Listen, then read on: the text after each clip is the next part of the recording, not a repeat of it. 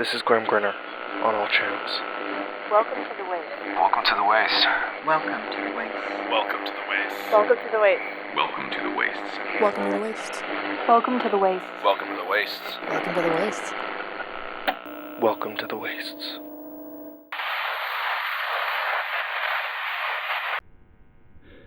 And presto! I think I got it. Jailbreak straightened up from the crouching position in front of the old bunker door's control panel and wiped the sweat from his forehead, leaving a small streak of gray dust across his brow. The gearhead had been hard at work trying to hotwire the door for about 2 hours now, and in the sweltering heat it had felt like several hours longer. At his shout, Grimm came bounding over, almost tripping over the scattered tools, to stand with his friend, excited to hopefully get this vault open.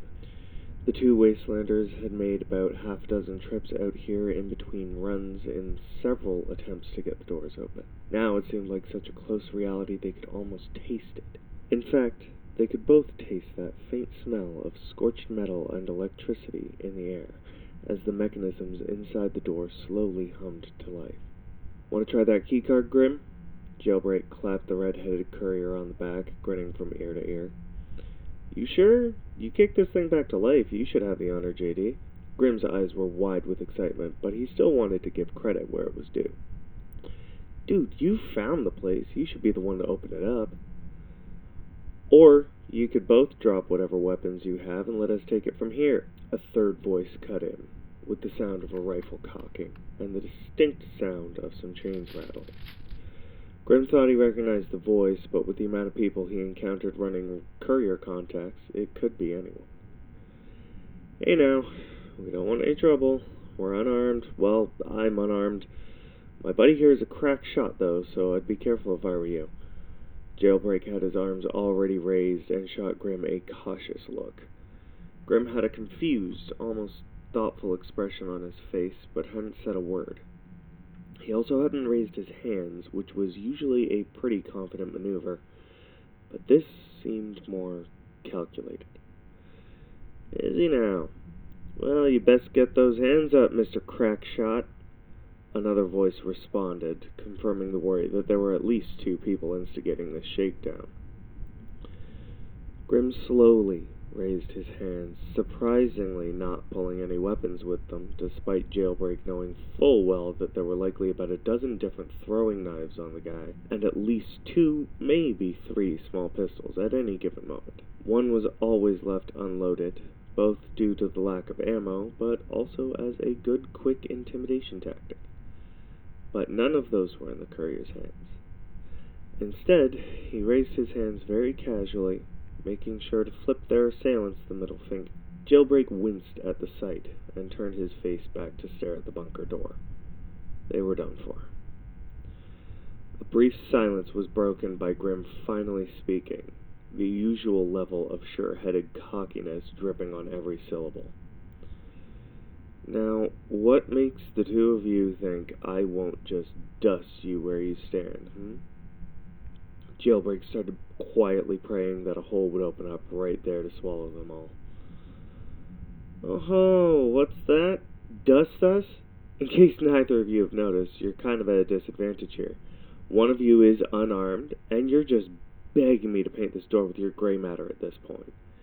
The first voice snapped back, and Jailbreak saw Grimm begin to smile out of the corner of his eye as the voice continued. So tell me, why shouldn't I do just that?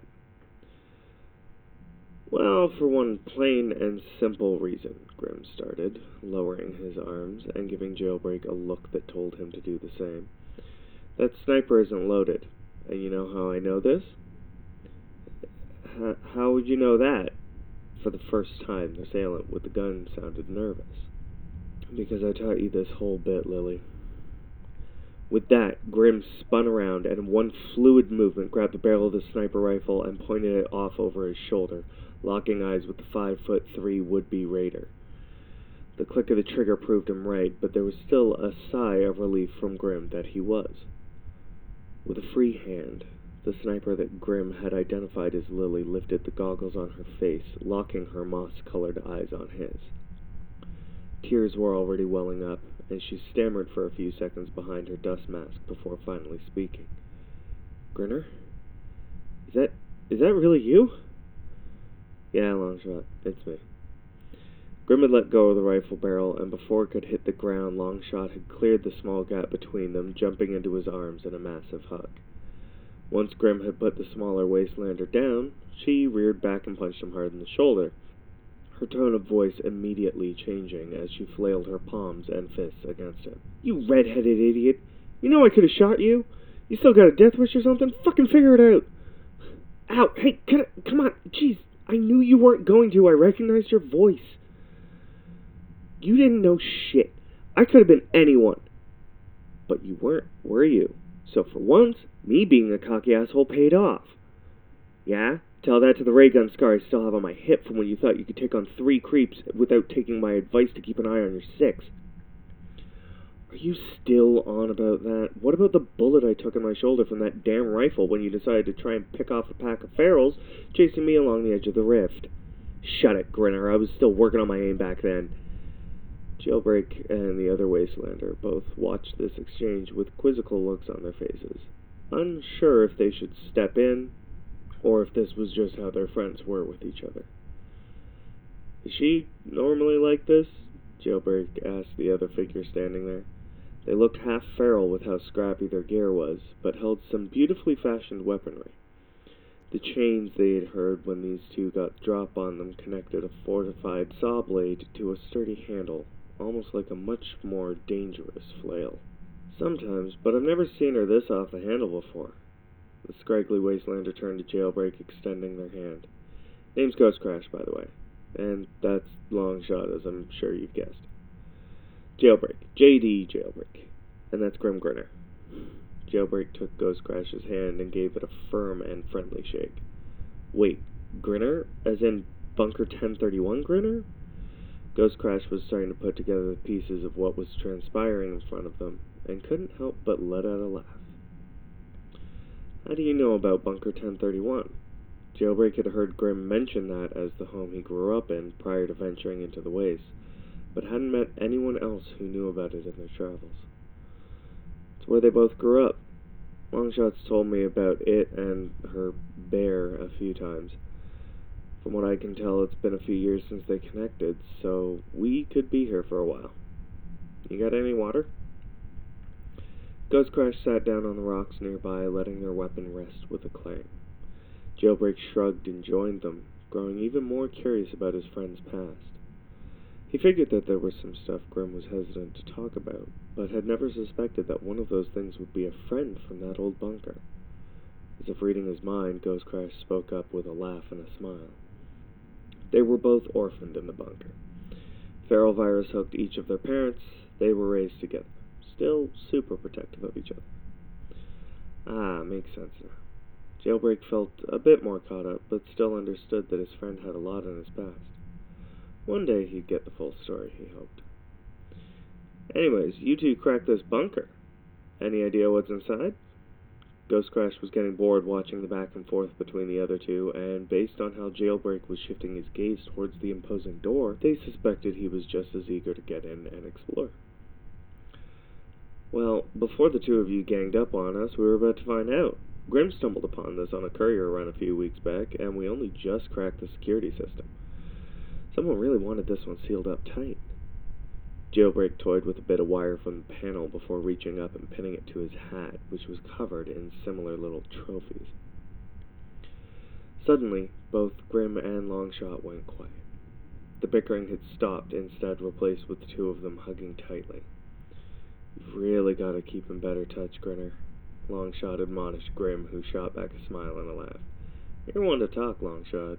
Grimm nodded his head in the direction of their friends, who were now busy inspecting each other's gear. Grimm could tell Jailbreak was talking up his tech skills.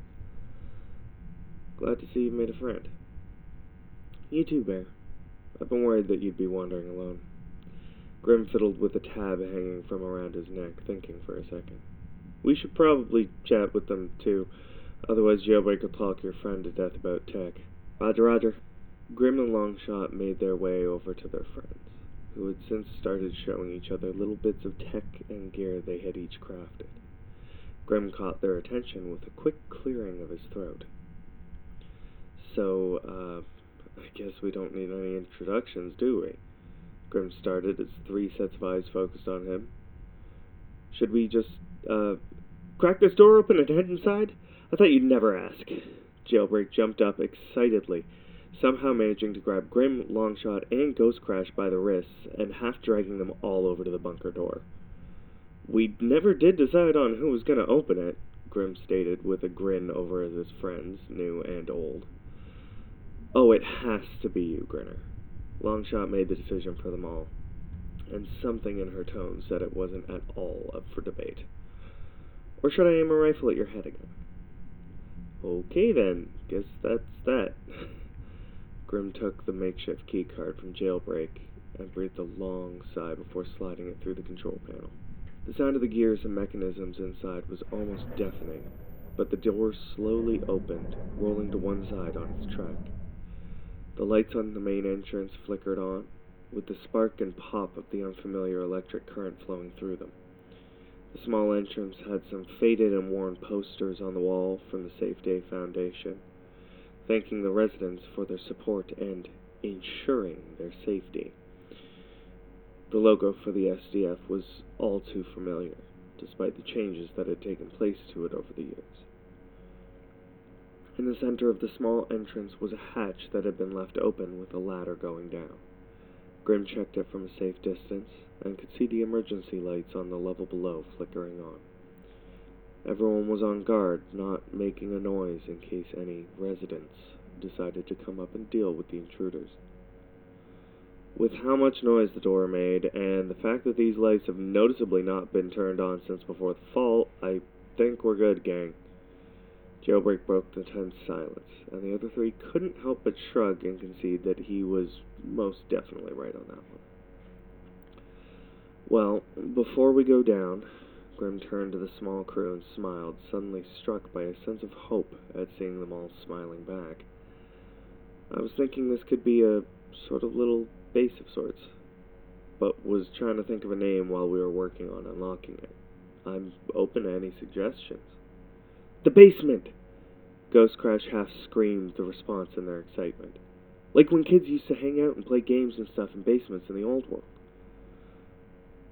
All of them thought for a while, mulling over the name as if they were checking the flavor of a candy they had just eaten.